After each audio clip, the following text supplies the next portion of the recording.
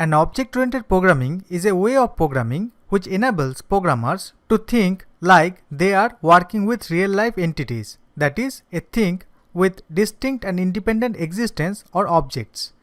In real life, people have knowledge and can do various works. In OOP, objects have fields to store knowledge, state, data, and can do various works, methods. Object-oriented programming or OOP is a programming language model organized around objects rather than actions and data rather than logic. Historically, a program has been viewed as a logical procedure that takes input data, processes it, and produces output data.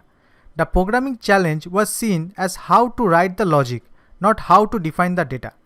Object-oriented programming takes the view that what we really care about are the objects we want to manipulate rather than the logic required to manipulate them. Examples of objects range from human beings, described by name, address, and so forth, to cars and mobile phones whose properties can be described and managed, down to the small widgets on a computer desktop such as buttons and scroll bars. The first step in OOP is to identify all the objects the programmer wants to manipulate and how they relate to each other. Once an object has been identified, it is generalized as a class of objects which defines the kind of data it contains and any logic sequences that can manipulate it. Each distinct logic sequence is known as method. Object-oriented programming provides code reusability, which reduces the duplication of code because once you have duplicate code, you have make changes everywhere which leads to performance. Code can be changed anytime or requirements of application changed anytime, so when you want to make changes in your application, OOP makes it easier.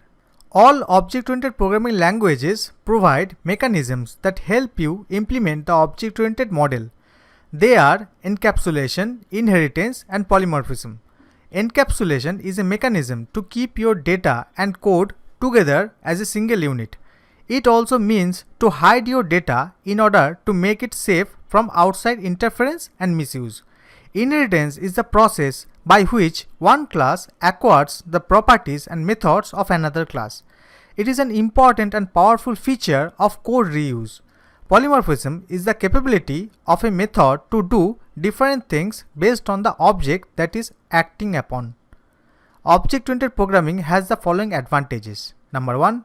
OOP provides a clear modular structure for programs which makes it good for defining abstract data types where implementation details are hidden and the unit has a clearly defined interface. Number 2. OOP makes it easier to maintain and modify existing code as new objects can be created with small differences to existing ones. Number 3. OOP provides a good framework for code libraries where supplied software components can be easily adapted and modified by the programmer. Simula was the first object-oriented programming language. Java, C#, Python, C++, Visual Basic .NET, and Ruby are the most popular OOP languages today.